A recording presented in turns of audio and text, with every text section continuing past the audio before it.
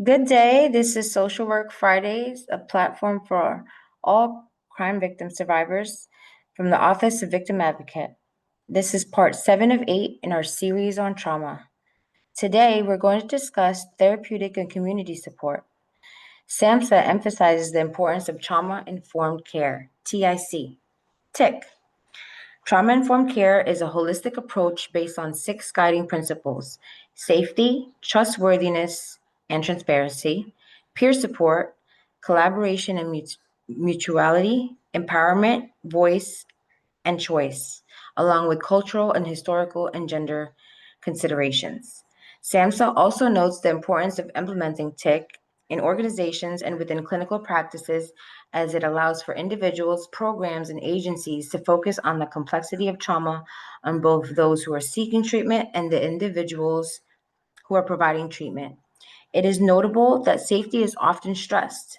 We've discussed this in previous weeks, as it can have so much of an impact on the other aspects of trauma-informed care. Individuals need to feel a sense of safety in their treatment as they navigate the healing process. Amanda, one of our Resilient Voices speakers, shares her experiences with group support. Amanda shares that historically she's participated in support groups, local in her community, along with virtual sessions. She shared that she found the sessions beneficial as they offered a safe space to connect with people who could relate to her situation. What I found interesting is how she noted a distinction between being part of a group with individuals who had shared experiences versus those who were part of the, quote, regular population, end quote. This differentiation speaks on how isolating and alienating it feels when one experiences trauma. The experience can amplify feelings of being alone, elevating internal dialogue that can sound like, there's no way anyone can understand me. How do I connect with anyone? Am I safe here? Amanda shared that she was fortunate enough that the support group she attended provided familiarity to her experience. She also notes that while trauma is everlasting, trauma therapies such as EMDR, eye movement, desensitization, and reprocessing has been a key and very important aspect of her journey. She says that EMDR helps the brain refile a memory so that you can process it differently, both mentally and physically.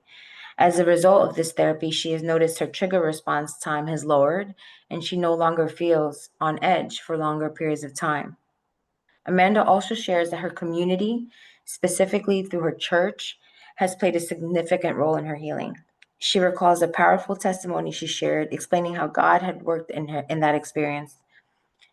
She shared she prayed out loud to be able to see her children again when she was being attacked, and somehow at that same time she was able to get away. Her faith in God has been very significant to her. She also shared that her experiences with finding the right therapist. After starting therapy with one person who encouraged her to be more agreeable in the hurtful and abusive relationship she was in, she never went back. She then tried another therapist and was able to find a good fit for what she felt she needed. This experience that Amanda shares highlights how it can be challenging to find a therapist and the importance of not giving up. Amanda offers a powerful word of advice. Don't be discouraged. Try again. Find people who are specialized in trauma. Here at the Office of Victim Advocate, we advocate for and provide various support groups for crime survivors. Support groups are available to you free of charge via Zoom. Please see the link below the video to connect with a social worker about the support groups or local resources available in your community.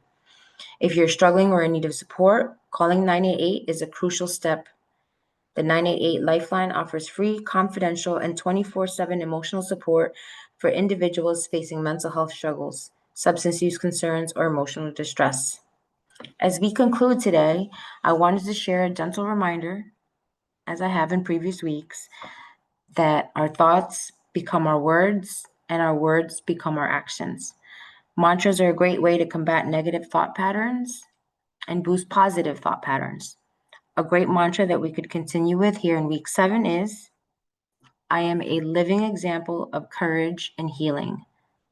I am a living example of strength and grace. Again, I am a living example of courage and healing. I am a living example of strength and grace. I'm looking forward to seeing you next week. Next week is week 8, and I'm so thankful that you have stayed with me throughout this whole process. Take care.